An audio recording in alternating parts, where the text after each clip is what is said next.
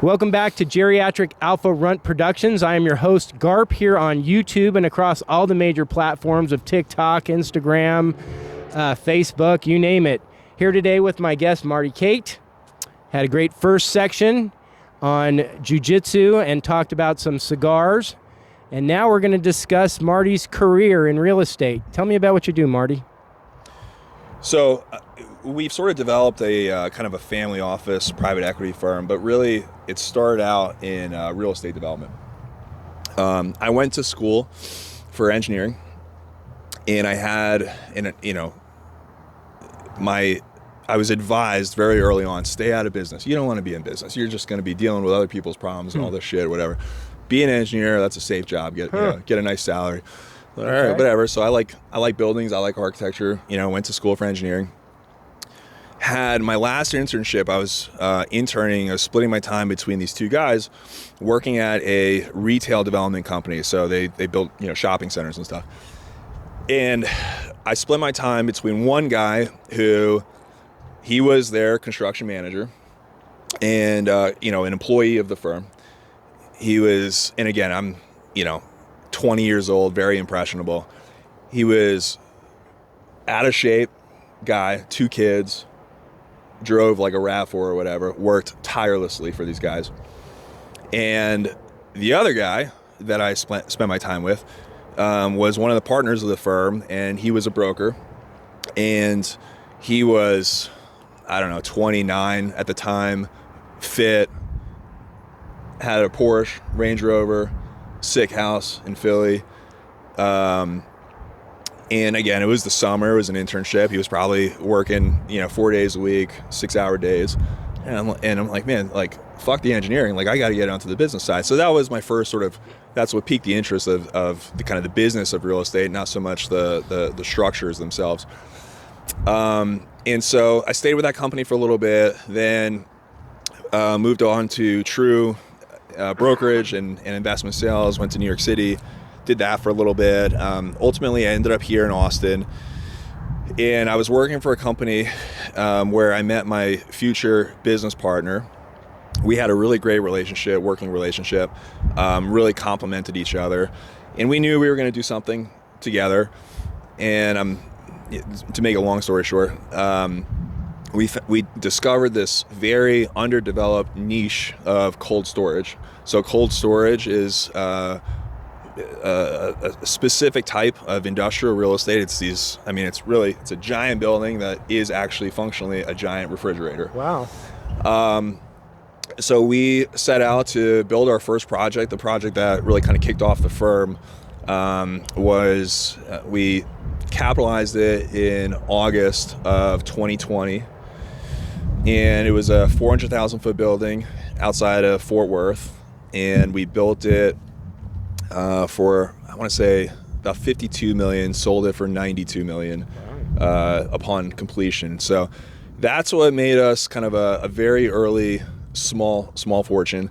And with that money, we continued to develop buildings. We bought a couple buildings, and now we're kind of getting into a little bit more of a business acquisition mode, sort of operating businesses. And so today I would probably describe myself as just a private equity generalist, but the day-to-day is truly real estate centered around food logistics. But we're on the hunt for business acquisitions.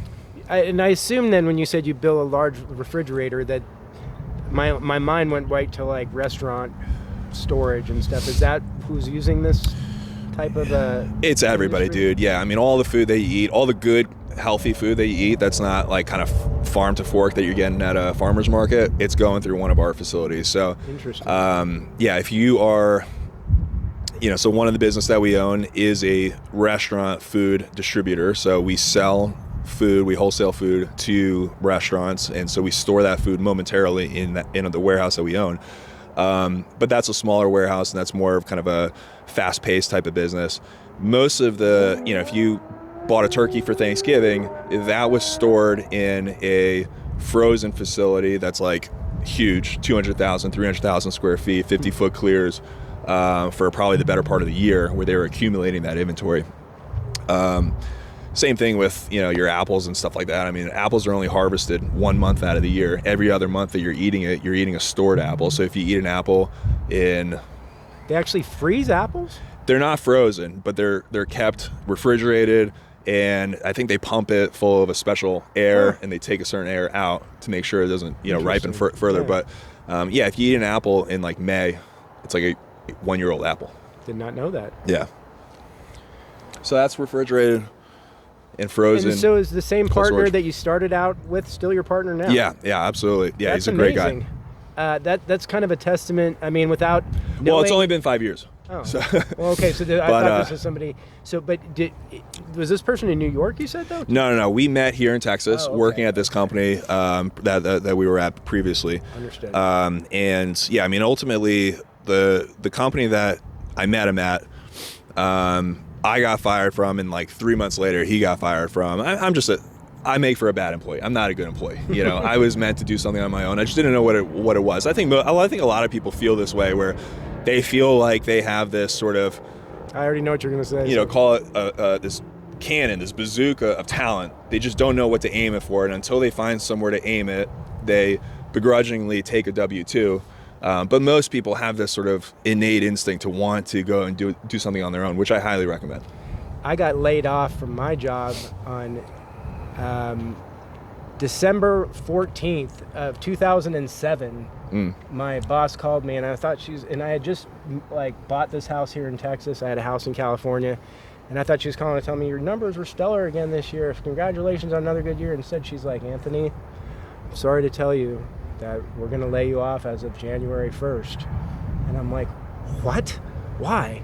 Well, because the economy right now going into 2008 is just horrible, and you make so much money, and it's just Mr. Chu wants to go a different direction. So basically, cut off his best salesman and take that money. That happens more than you think, where it's not necessarily, if you're the best guy, that means inherently you're unlike everybody else there, right? So if you're the best salesperson there, you're not behaving like the other salespeople. And so if there's some sort of culture, and I don't want to say it's of mediocrity, but whatever it is, that sort of average, if you're beyond that average, you're going to stick out for, if you're on the top side of that average or the bottom side of that average. And so when it comes time to right size the company, you're going to stick out. And I think a lot of times, the guys that, to me, make the best entrepreneurs, you're extremely unemployable, because when you're in a company, you see all these fucking things that everybody does wrong, and you think you're being a good soldier by pointing them out, but politically inside the company, you're the asshole for criticizing everybody. And so again, it's well intentioned, right? You want these things that you see that are so obviously wrong, you want them fixed, but again, inside of a corporation, you're really just criticizing people, and people hate that. And so you're the first to go. Well, it was a great gift and a deceiving package to get laid off, because that forced me to start my own company. And that was the first time I started a business for myself, because I was so comfortable being a regional sales manager for someone else who manufactured shit. So rather than being the guy who was basically the guy who worked for the car company, I now was the car company dealer, distributor, repairman guy. So I used to sell the products to companies like mine. I'm like, well, the only thing I know how to do is start my own installation company. I don't work for the manufacturer anymore. Yeah. And 20 years later, I thank God that this happened, because I would have never jumped out on my own and done that without the forced growth that came with that experience. I was still young enough at 31 to go out and to start a business. And it definitely takes the right person to be entrepreneurial, because that idea of self-starter and hard worker, I mean, if that shit is not inherent to you, you do not have any business trying to be your own boss. I hear people all the time talk about how I want to own my own business so I can be my own boss. So you can sleep in and never work, and think that you're fooling people with reports that are full of, garbage. It's like, people who are successful, it's not by accident.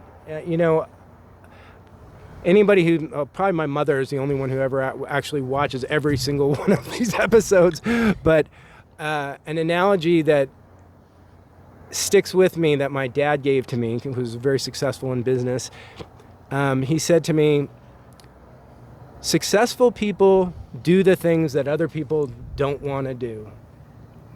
What the F does that mean? Like, give me something. Like, that's so...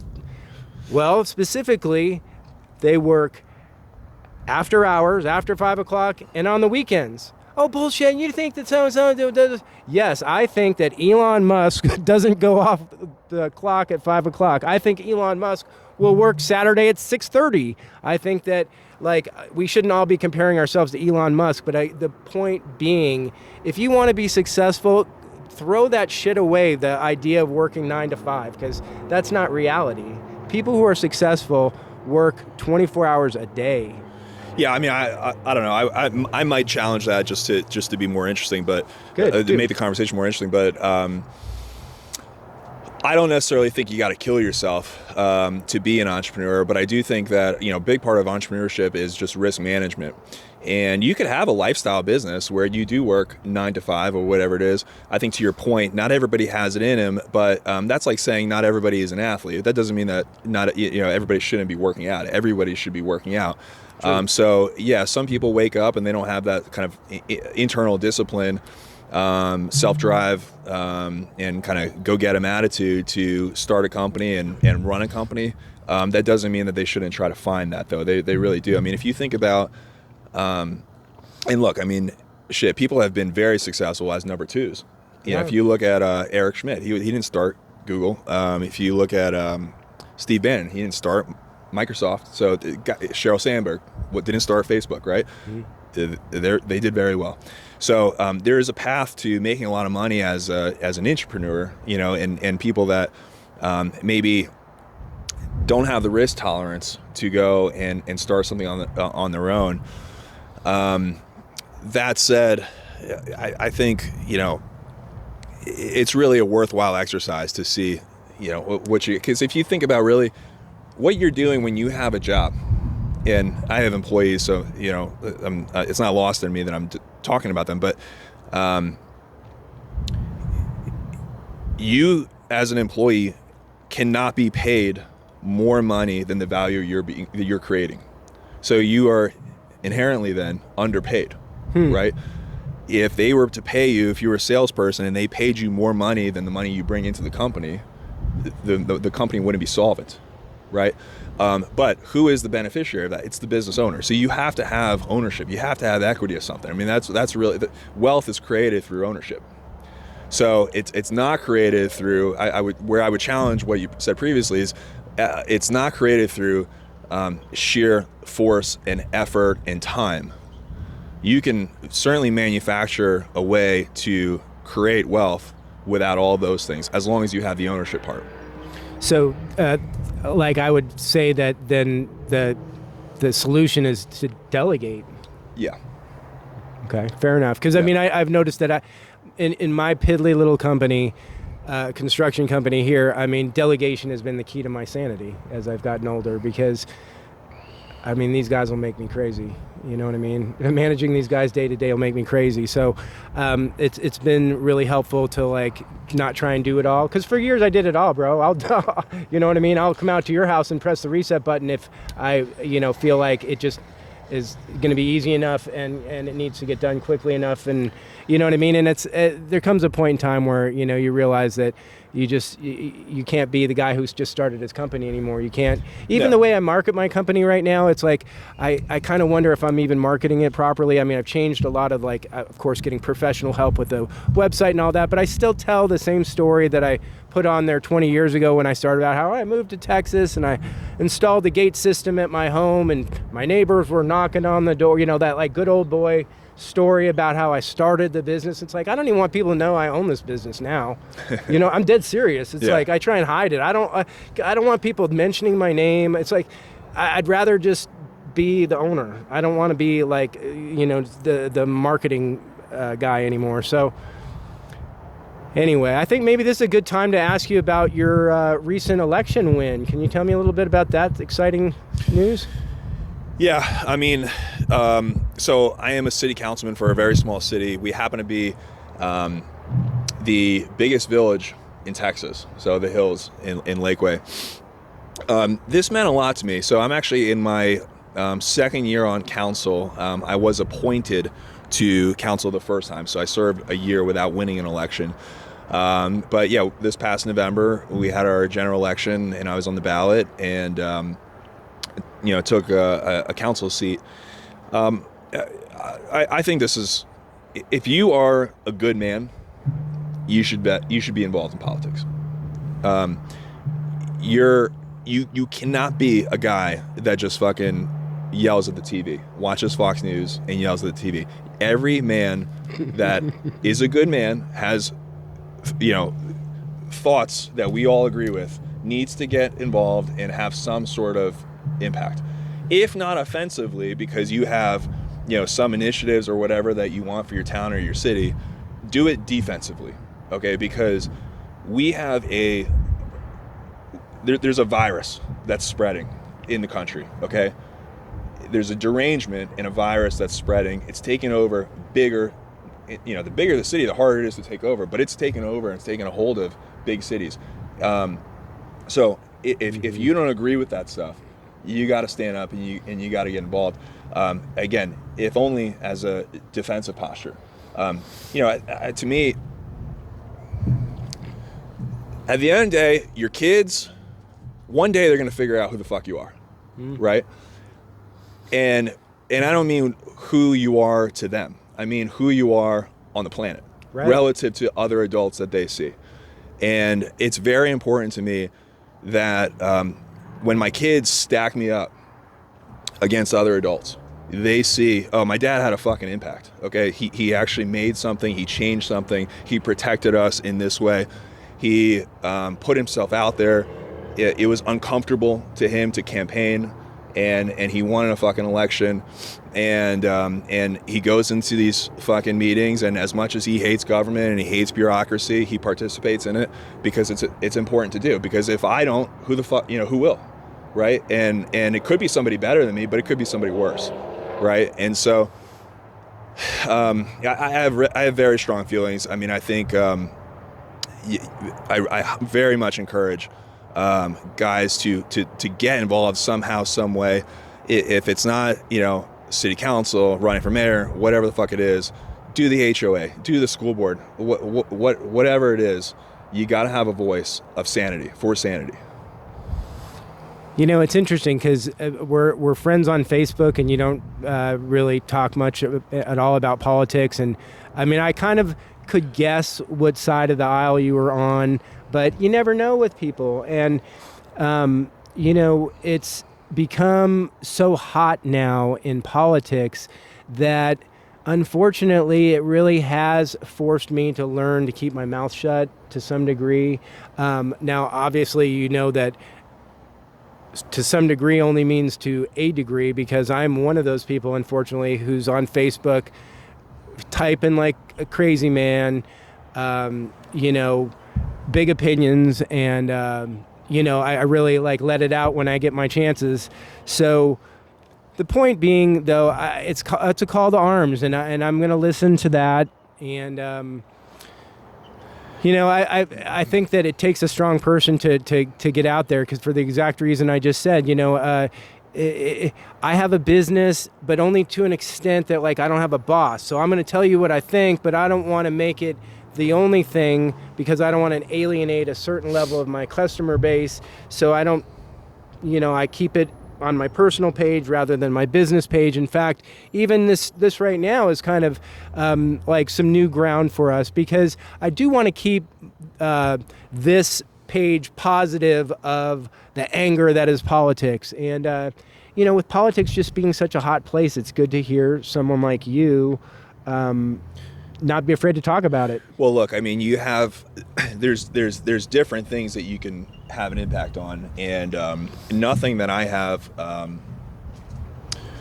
a position of authority on is anything that that has any national attention. Okay, so I'm not debating women's rights in my city council meetings. Okay, but I am fucking talking about taxes. I am talking about who's allowed into our city, who's not allowed into our city. Things like that. And again, I just go back to sort of, first and foremost, you gotta it starts with yourself. Are you squared away? You as a person, as an individual, are you squared away? Okay, got that covered. I'm healthy, fit, financially we're good. Okay, how's your family? How's your marriage? Is that squared away? Your kids are good? Are they well behaved? If your kids aren't fucking well behaved, you shouldn't be in politics. Okay, but if you got your household in control, everybody's in line, and I don't mean that as you're the boss, but I mean, is there leadership at home that you can then extend out past your home? So first it's with yourself, then it's with your family.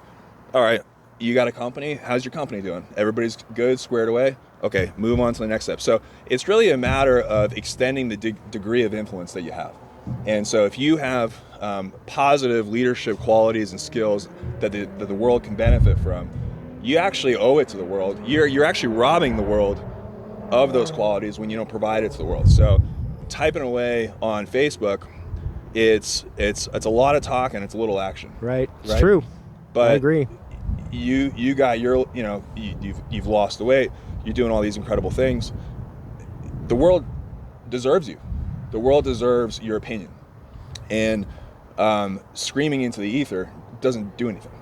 You know what I mean? This looks like some sort of condo association thing, right? Right. So there is a condo board, I'm sure. Oh, brother, what a mess it is, too. Boy, if you only knew the wars going on around here. Yeah. Because, it's interesting you say that because I was just saying the other day to the HOA president here that what a thankless volunteer job. And, and it's like, it's so true to volunteer for the abuse that you get doing that, but it's a service. Somebody's got to do it. It's a service, and again, like if you're not going to be doing it, you better make sure that the person that is going to do it better than you, right? Because if they're doing it worse, then you got to. I'm a control freak. I don't have. Maybe that's stigmatized or whatever, but I don't have a problem saying that. I want to be in control. Everything that I'm involved with, I want to have. If there is a position of control, I want to have it. If you're flying on an airplane, right, and something happens on the airplane, you're looking around, you're hoping somebody takes control. Right. Who's got control of this thing, right? So we want control. We want people to take ownership.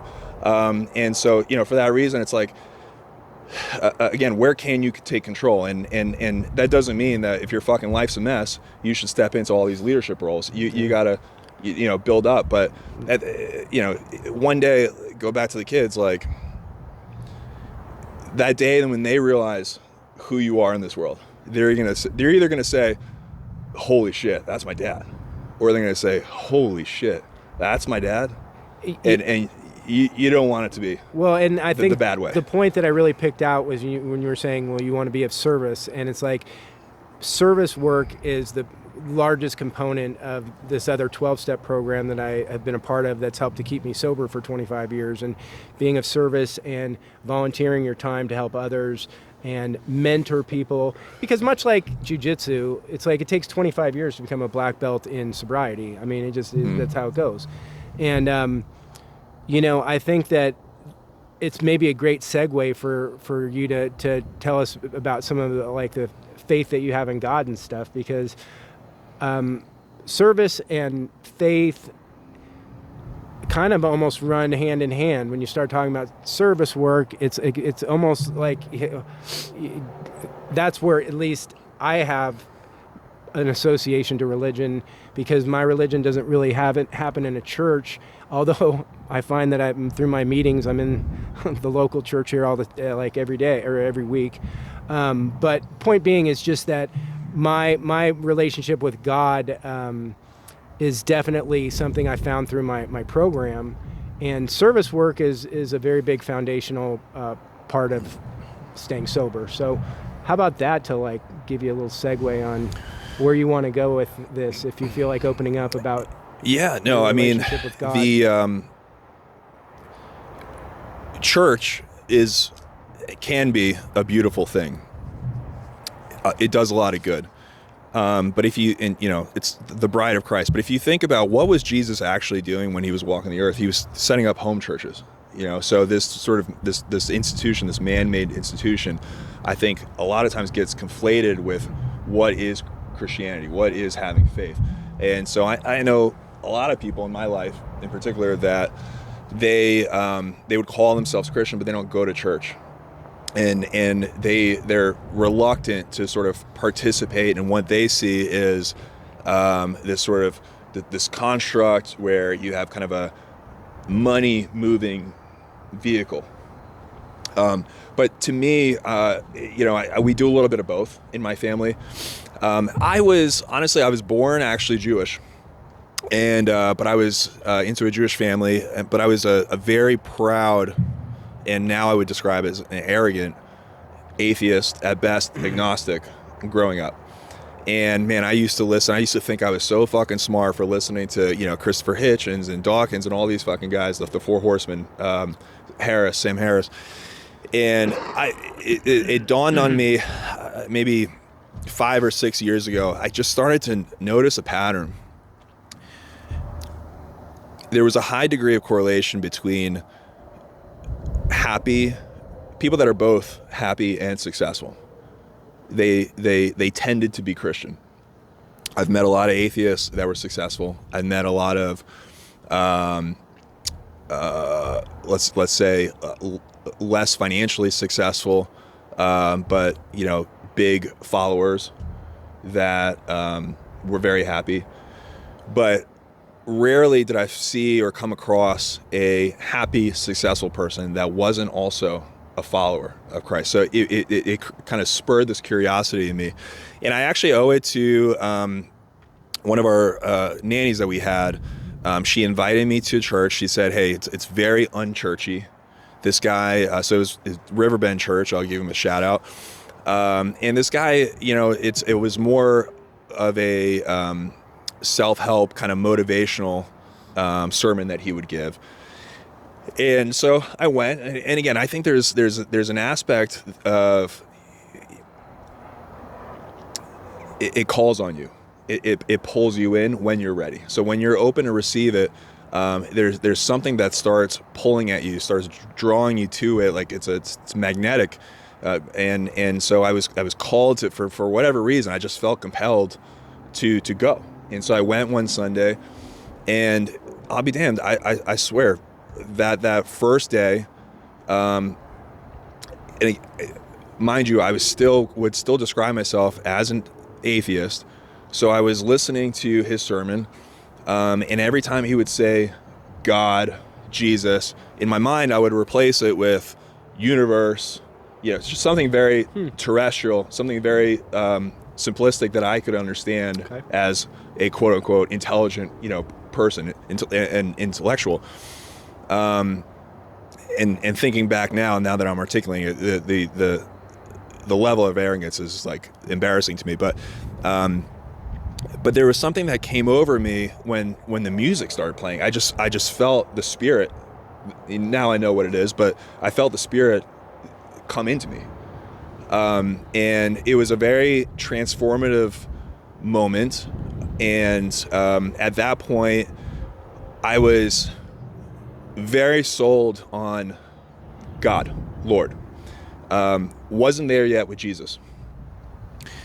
And went to church, hopped between two churches, Riverbend and Lake Hills Church, both are incredible, for the next 3-4 years, really enjoying this. I mean, again, you have a guy who has these pastors, they're incredible. They have studied the most complicated philosophical topics there are their entire lives, between love, joy, sorrow, and even if you don't agree with them, you're a better person for listening to it, to get their opinion on these subjects. And so I would go every Sunday, I'd take my kids, and I would really just enjoy receiving this information as data points. Last year, I was in Target with the kids. They were, looking at the toys. While they were looking at the toys, I wandered over the books. For what reason, I don't know. I've never bought a book at Target before in my fucking life. I'm a big reader, but never bought a book in Target. Okay. And I see in the clearance section, there was a 1-year Bible study guide. At that point, I had never read the Bible. And again, I just felt compelled. I had to buy this thing, and I needed it in my life for some reason. It came over me. Bought this book and made a promise to myself. My birthday's in November. I made a promise to myself before the next birthday, I would read through the Bible, and I would at least be able to have an educated opinion on what is it about Jesus Christ that isn't resonating with me. Why is that not resonating with me?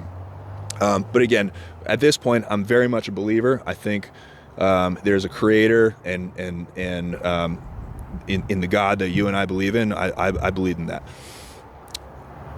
So for the last year, I used this study guide, read through the book, read through the Bible, and there was some point as you're reading the Old Testament where you get this feeling and you're like, man, this is mayhem.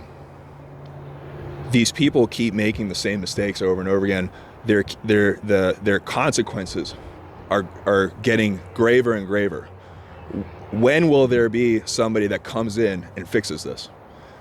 And you start to feel, as you're reading the book in chronological order, A happens, B happens, C happens. You start getting this sense of, I need someone to come in and fix this, fix the humanity that I'm reading here. Sure enough, as we all know, Jesus comes in, you get through that part of the book, and it's like this sense of relief that the whole thing just starts making perfect sense now.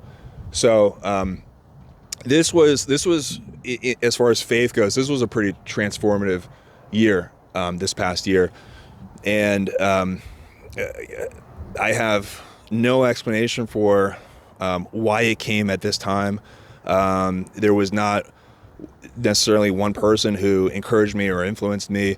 I don't think it's something that you can force. I've had a couple friends kind of ask me about, hey, what do you think of this? I want to learn about this. I'm like, do what feels right. I do think that